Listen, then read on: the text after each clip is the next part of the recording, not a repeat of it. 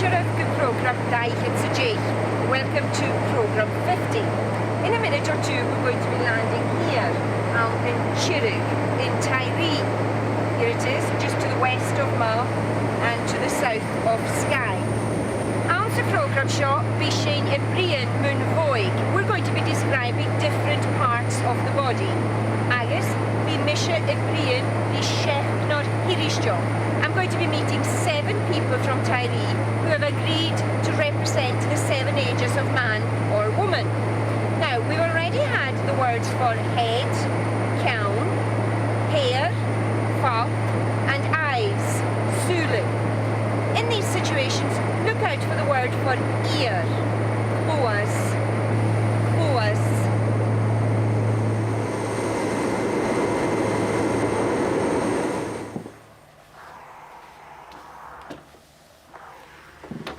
Rebecca? Gee, how's did you know he is inside ag an north show? Chad noring jo cattle ham a hoort gorst. Oh, vov, trot an show.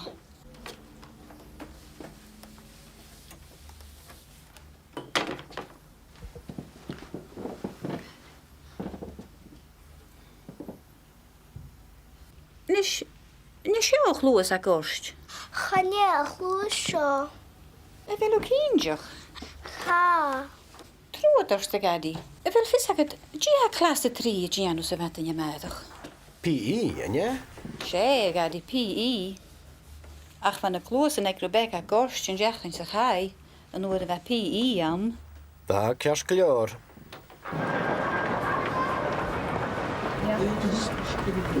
Isgan ma? Ha sin géirí tailans na clúsan ac yn mar sér tolle. Ha isio géirí tailans na clúsan eichge. Dé ha cíalachach, ha usa géirí tailans na clúsan ac sa cwtioch na chael. Chanel me cínjo. A fel e gorst. O Chanel, chadal am i nach. Trodyf.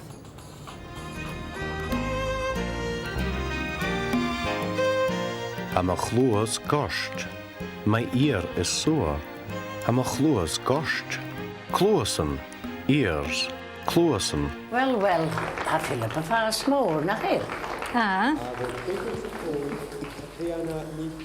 Trodach a triana, trod y sio. Trodach gos y gwan, but the road. Granny.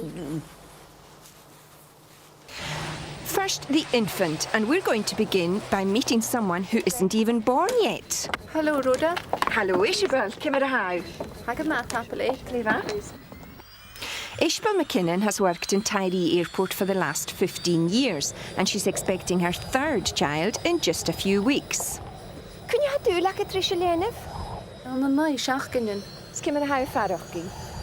Bi me greim gorst y dras yr eers, bi me chas na fas gi. A chanir mir o godna. Agus catchin biwdol siech nach yr hospital y sioer yn Ilan. Bi mi gold o gofascho. Chanir sy'n chwma. Ha fater falla ffo hospital y sio. Chanir lach a dot na shen, blaen agin. It takes us long to get to hospital from some parts of the mainland. You used to live in Glasgow. Would you consider going back there? I might, but not with children. This is a great place to bring up children. The word for nose is srón. Srón. And in that last situation, the granny said, Troed gusen glant me dorón. Come here till I wipe your nose. Troed gusen glant me dorón. Eist yfir eist. Trodach a triana, trod y sio. Trodach gos y gwan, but the road. Granny. Ceast ma ha. Quatad an hoisioch.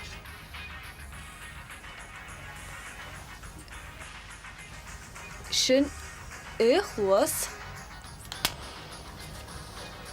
Agus yn ish chluas ele.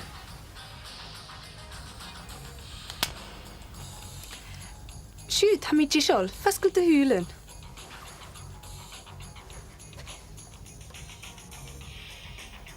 Agus yn ish. And so to Crossapole to meet Mary Ann Munn at the Crawligan, the toddler group. Hello, Mariana. Hello, Rhoda. Well, we're in the right place to meet the youngest Chiristich Kerst Gulior. Cohack in your show. Seo Kieran, Jennish, hi. Jake Mason. Show. Hi, Art. Na chael. Ha. Agus cwrisio hi coloch. An je lisa gan hasúlan dal na gan mar a hakamsa. Sad bria, na chael Kieran. Efel fioclan eke. Jíadach na ga. Ha ga ag a híos a seo, as an yurt an seo chín cuideach. Gleva. Tapelets Kieran. We've already had the word for hand, laugh. In these next scenes, look out for the word for arm, garston, and the word for finger, korak, korak. Siútah, Visabedh, Miss Cainbal. Seo Gaelain, Chanúrin go PE I dhéanú an dú. Cursán, Seo Cearúst. Gorstich mi mú gárstum. A bheith líchte dacad, Ha. Hallas sé sias is an minad. Inis a Susan, Dé ús a géirí, Chanúrin go PE dhéanú an dú. ó bhóh, Dé réiniu. Dhéan mi mú chorach. A bheith líchte dacad, Ha. Tapaleit. Hallas sé sias, cála dí Elain.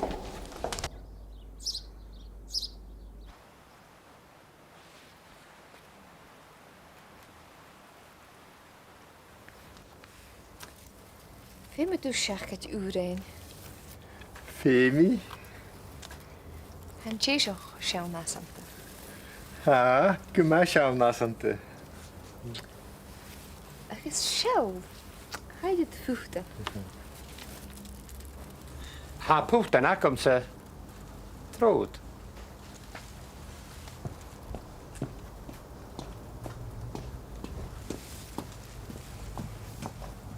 Siwyd. Cwt o chora gyda fwftan is on minaj.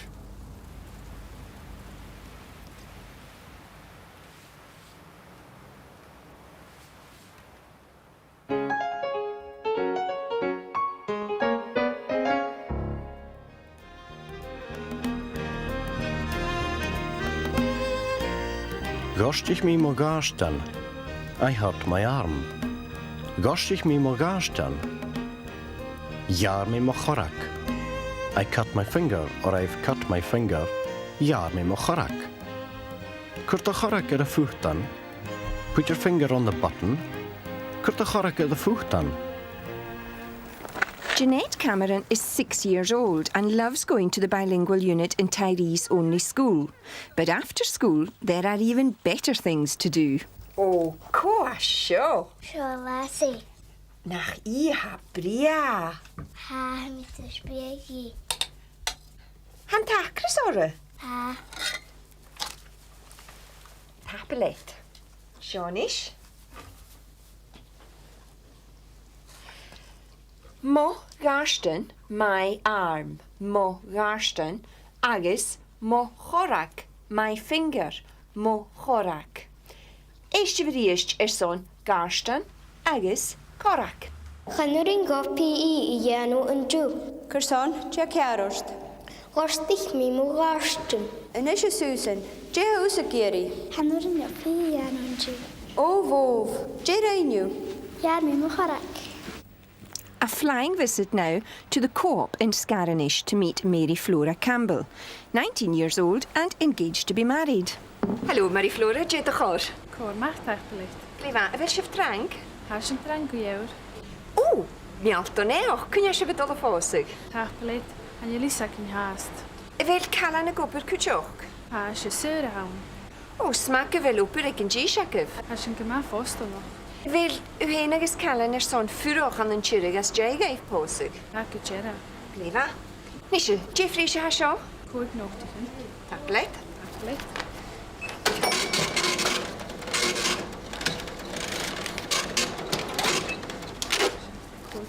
Tablets mar sin le. We've had the word for a back. Draim. Draim. The word for a neck is avi. Avi. Eiste van draste son avi. Hey, maar het scheine velak. Staan we door aan het. Gàidhlig. Dúlaigh. Oh, Dia cearst. A mavich gost. A dafydd gost o hwle siachgan no ddefys program Gaelic i Gàidhlig.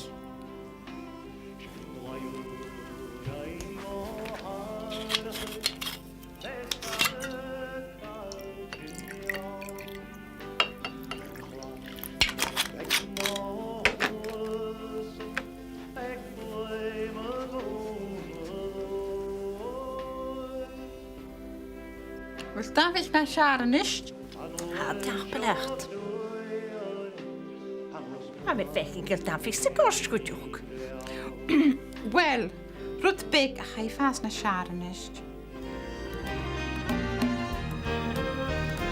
A mavich gost. My throat is sore, or my neck is sore. A mavich gost. A wel davich na sharenish, is your throat better now? A wel davich na sharenish. Well, that's one way of curing a sore throat. Notice that the words mo and avich run together. Mavich, my throat. And your throat is davich.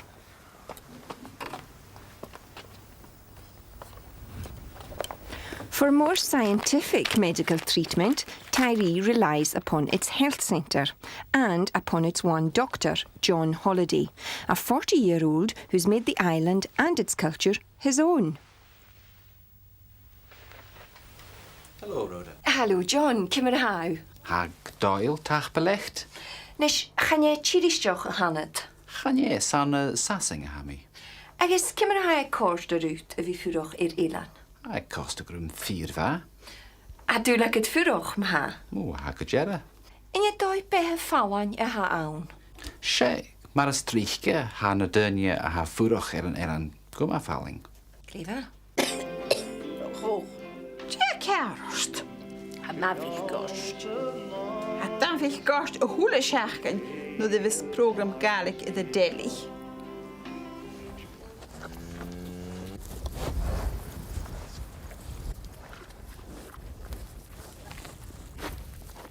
Hallo, Evari, cymr hasif. Ha mi gydaich al tapelecht. Hasif trank? Ha, fe mi sy'n biog o schrijf dag wrys an sy la an sy euro. Sgyfiad beoch a hagif? Ha, fiet marst agos ma gaich het keuracin. Si op yr chrwy i hawn? Si, a cha kerski ewn ar fystu ook. Ach, si rwyd dil a hawn mer haw gafel a fension. Si fel glawn agif? Ha, gis fach agos yw'n nien, agos och gochen. Och, goeien. 8 grandchildren. Clefa, tapelet Evari. We've come across cas, the word for foot or a leg, before. Cas. The word for knee is glún. Glún. And the word for ankle is ybrwn. Ybrwn. Eistio fy'n draste son glún agos ybrwn.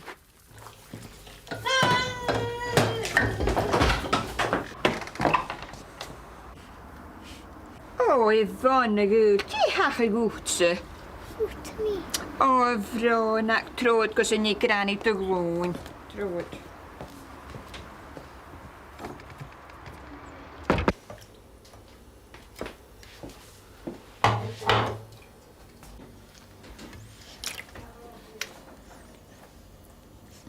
Agus yn ysio ian, di hach a gwte?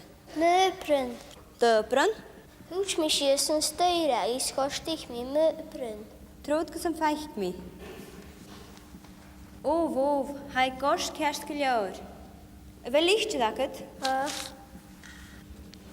Tapelecht ian, hala y sich cola di Susan agus Elaine.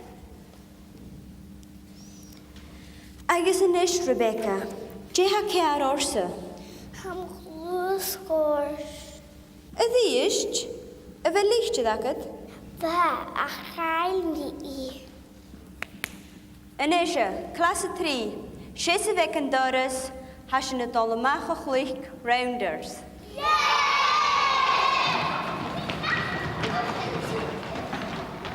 Ham chlwys bryd beg na siar yn eich ham ias myniachach. Gost ich mi möprun, I hurt my ankle. Gost ich mi möpren. Do glún.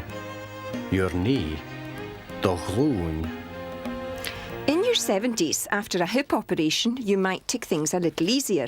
But Willie McLean enjoys life to the full, including frequent trips to Oban and Glasgow. Hallo, Jamke Marhashif. Hagad oer, tapilet. And the rukig she van the chirig. Rúcú agus thócú mis an tíú. sé crucht a je van mahar. Maar bha mis seach bha crucht a go thula dúine.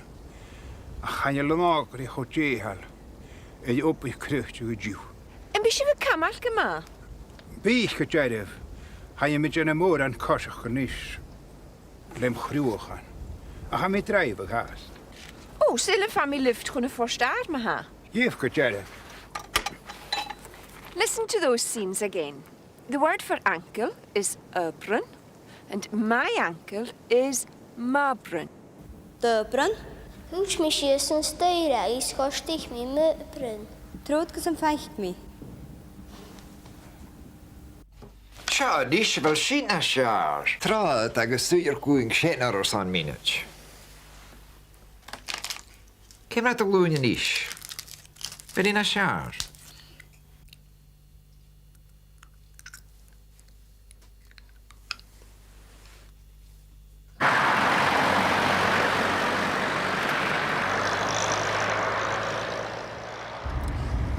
Time now for Cardis, and Kate is horrified to find that Ishbal, although always appearing cheerful, has been going through some real personal difficulties.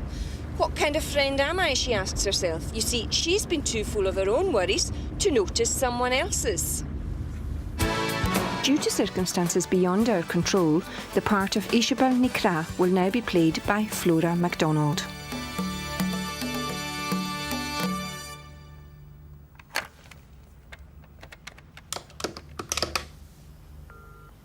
Hello? The Gaelic advisor, please. Kate Mackay, head of Gaelic, Dromoyne Academy. Noel, hang on.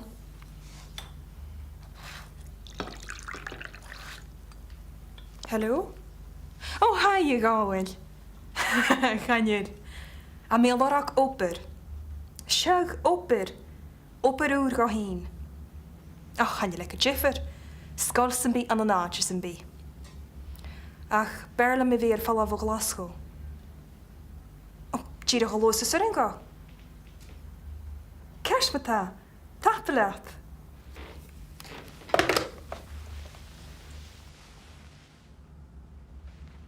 Tjidig. An rá grai. A sin, ma. Nes je, déhar san iche. Iesk. Ha go bhí cóig uair an naimi iesk an och. Dé bhí in cerc. Fa bhí cerc an séfhfu an rád gachi. Banya. Mason, agus bhfuil géirí bótar Lucasid. Ceist na hagra. Ha bhí mi fatta. Agus a hína. Comalet. Híimiú anna léir a híte.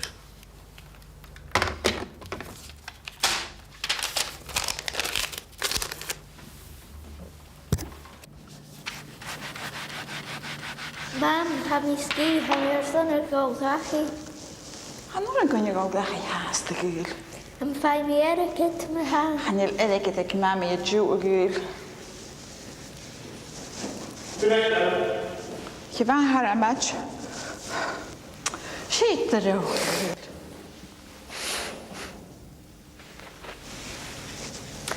Han yw mi a farg yn gwma ham y chlwys yn gost. Trod gys a ffeich mami. Shipper. Callan, Giger, a she should Gianna the show. Ha mi gopið y sio nist, hos ich me noch cyn. E fel dy grwyn gorst. Trod y Shipper, hwg yn ysdiach an off y siacansa, sy'n ni cwp y tî gwyd. Trod y Callan, fwyd y dys o gol o ieri rwyd y gyrgw tein am syfw. Can tach bred le Miss Mackay.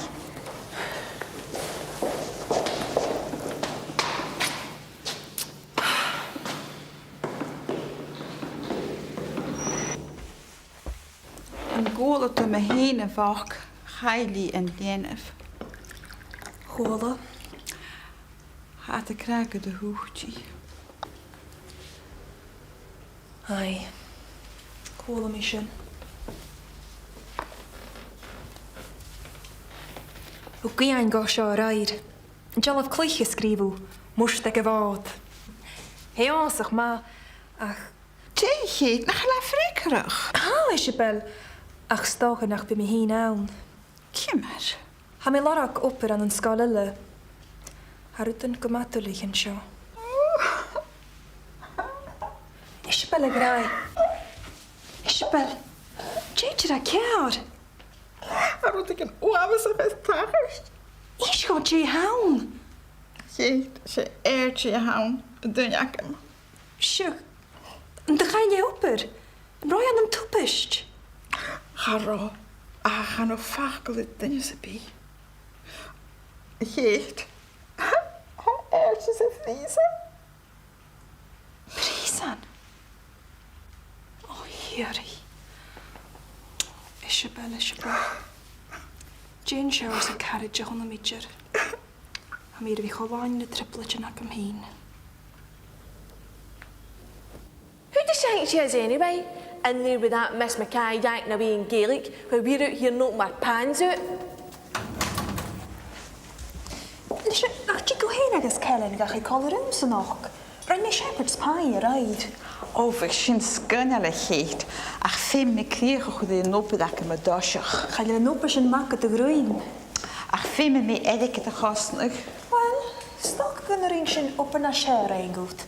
Vind je een bruin on je nog? Hello, Mrs. Webster. I'm sorry to have kept Mrs. McCrae back, but Billy Ainsley was sick all over my office floor this afternoon, and it's taken us all this time to get it cleaned up. Good night.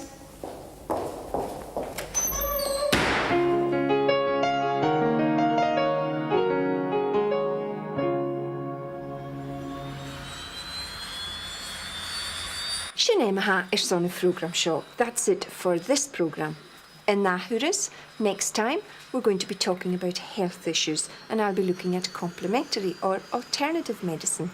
Until then, from Tyree, Mashin Leven Rasta. Bye for now.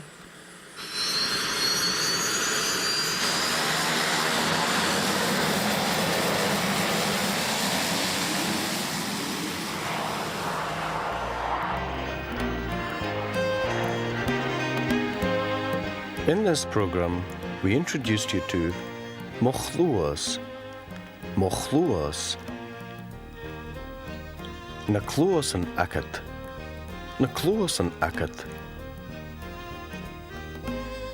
Mogashjan. Mogashjan. Dochorak. Dochorak. Mavich. Mavich. Doglún. Doglún.